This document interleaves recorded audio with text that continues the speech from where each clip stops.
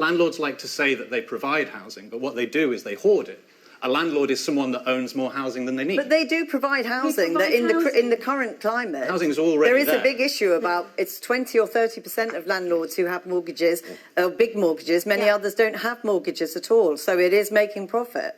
I don't know about the people that have paid off the mortgages, but most people do have a mortgage. Most landlords got a mortgage, and we have to pay for that, and it's not money anymore. There is clearly a very, very big disconnect between the needs of renters not to face spiralling rents. Landlords, you are a business, as you openly say, and you want to make profit.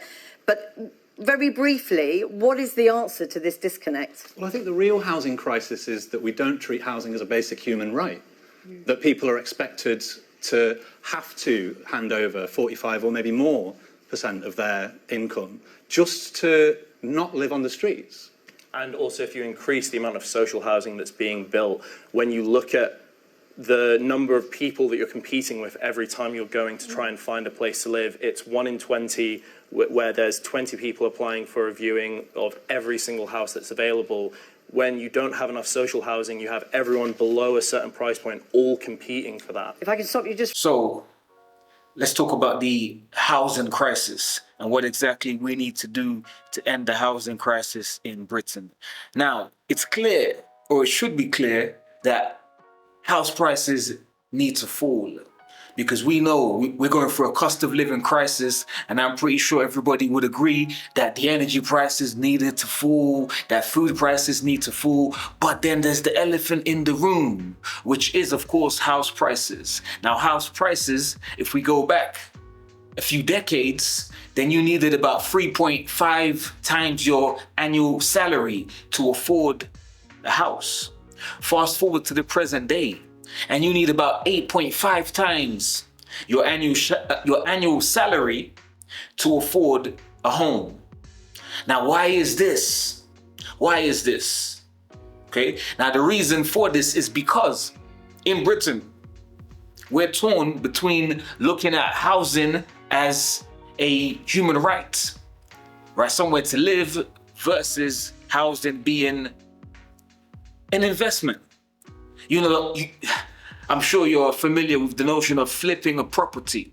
So for some people, right, they see a house as a means to make money by doing the minimum amount of work possible, right? So somebody else is paying off your mortgage, right? And you're now a successful business person because of that, right?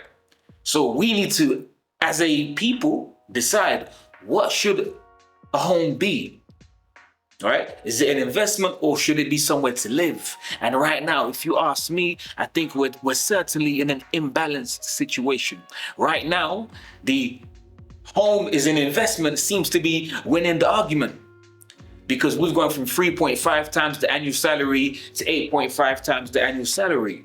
Okay? And so in order to end this housing crisis, that needs to be redressed, and the elephant in the room is that house prices need to fall. Now, here are a few things that I think are going to be pivotal, right, in actually swinging the pendulum from housing as an investment into housing as somewhere to live. And the first of those things is right to buy. So I'm one of the fortunate few who has a council property. So I'm benefiting from very, very subsidized rent, so cheap rent. However, for me to get this property, I had to be sectioned, right? Diagnosed with a mental illness. Because when I applied before, when I was younger, nothing was wrong with me. It's just I needed somewhere to stay. And they rejected my application.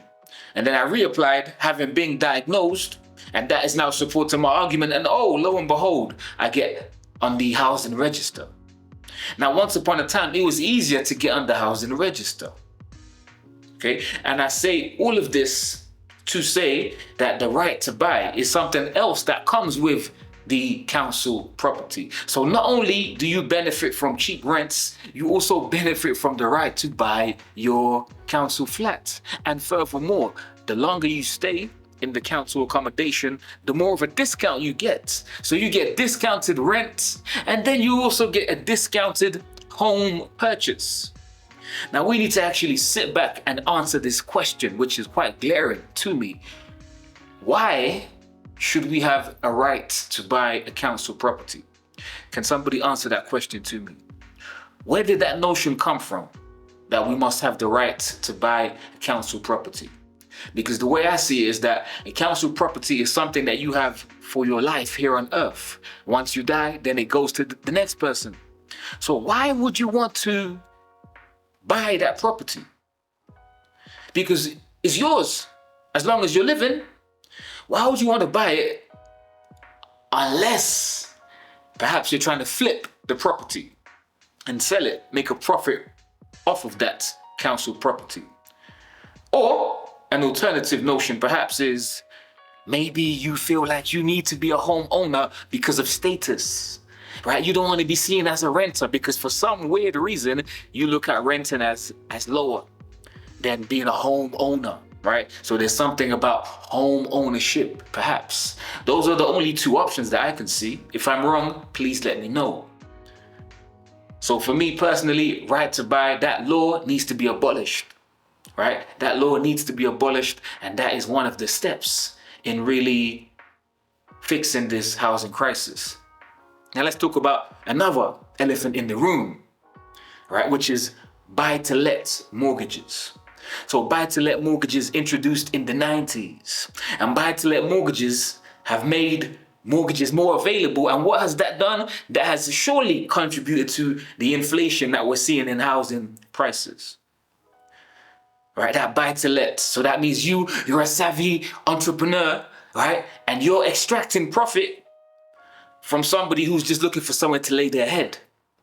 So you are looking at property as an investment, and there's another individual who's looking for somewhere to sleep. So I don't believe in the right to buy, I believe in the right to live. And I don't feel like buy-to-let mortgages, I can't even speak. I don't feel like buy-to-let mortgages should be continuing to exist. They need to be abolished. If you're gonna get a mortgage, if you're so inclined to get a mortgage, then you should be paying that mortgage, right? You shouldn't get somebody else to pay your mortgage off for you while you extract profits from them. That's kind of parasitic in my eyes. Okay, so buy-to-let is something else that I feel needs to be abolished. Okay, so that's one, and that's two aspects. Okay, in terms of redressing the imbalance, shifting housing from an investment into somewhere to live, somewhere to lay your head. Now, another piece. And before I give you this piece, I want you to actually hear the quotes from Adam Smith himself, one of the most well-renowned economists of all time, hailing out of Scotland. Ground rents are a species of revenue which the owner, in many cases, enjoys without any care or attention of his own. Ground rents are, therefore, perhaps a species of revenue which best bear to have a particular tax imposed upon them. As soon as the land of any country has all become private property, the landlords, like all other men, love to reap where they never sowed and demand the rent even for its natural produce.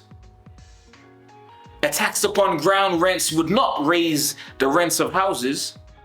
It would fall altogether upon the owner of the ground rent, who acts always as a monopolist and exacts the greatest rent which can be got for the use of his ground. So some interesting ideas by one of the fathers of economics, Adam Smith, talking about taxing, right? Taxing landlords. That is quite an interesting solution, right? And I think that would help redress the balance, to shift it from an investment into somewhere to live, right? So some kind of tax, right, on the landlords, man. And also, whilst we're here talking about taxes, something else that I feel needs to be dealt with is foreign ownership. People are looking at London as a playground, as an investment. They buy up all of these marketing suites. Look at all of the buildings. Look at all of the cranes. All you see in London is cranes. But yet we have this housing crisis. Who is buying up all of these unaffordable homes? A lot of it is foreign investors. And why are they buying these homes? A lot of these homes are maybe vacant. Of course, it's an investment for them. What better investment than London property? Because we're looking at house prices rise and rise. So foreign ownership of property needs to be taken into consideration. It needs to be shunned upon, right? I feel like legislation needs to be created to disincentivize foreign ownership. Whilst we've got people, British citizens, people in the country who are struggling for somewhere to lay their head. They're spending 45%, right, of their wage on rent. And we've got vacant flats, marketing suites all across the country for oligarchs of all persuasions, right? It doesn't make sense. And it shows where currently our priorities are. Our priorities are investment over someone having somewhere to lay their head at night. Okay, so I believe in what Adam Smith is saying, right? I'm rocking with Adam Smith on this one.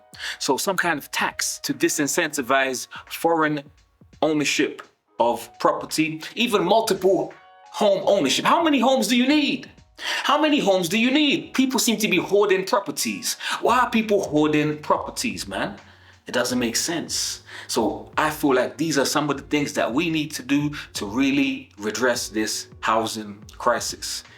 And then let me give you one more piece, man, which is actually extremely significant. And this is going to take some radical change, some radical action.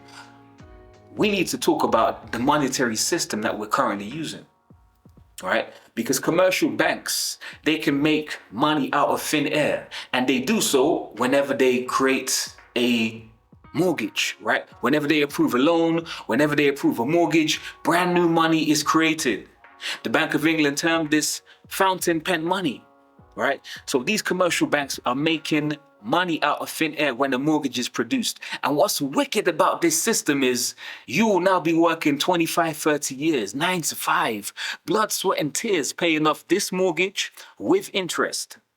And where did this money come from? It came out of thin air that the commercial bank created.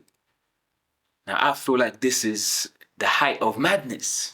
This is creating wage slavery. Why do commercial banks have that power to create money out of thin air? So I feel like if we're really, really serious about fixing the housing crisis in Britain, then we need to strip the power to create money out of thin air from these commercial banks.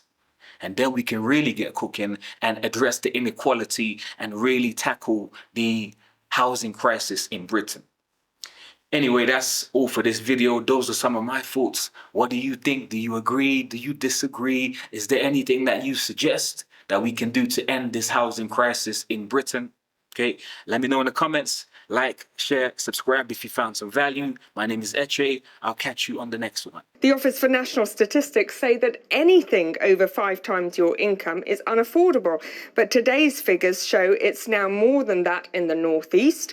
In Wales, it's 6.4 times. And on average across the UK, house prices are now 8.4 times your income. But the highest disparity, Jackie, is in London, where it's a startling 14 times.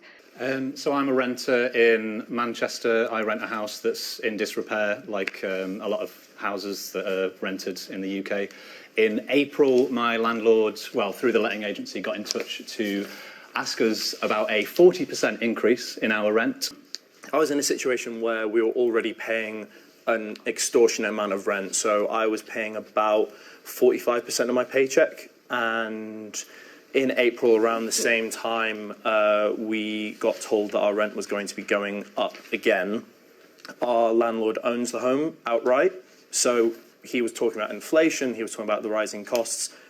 That isn't true. That isn't true for a lot of the cases, because a lot of homes are owned outright by landlords.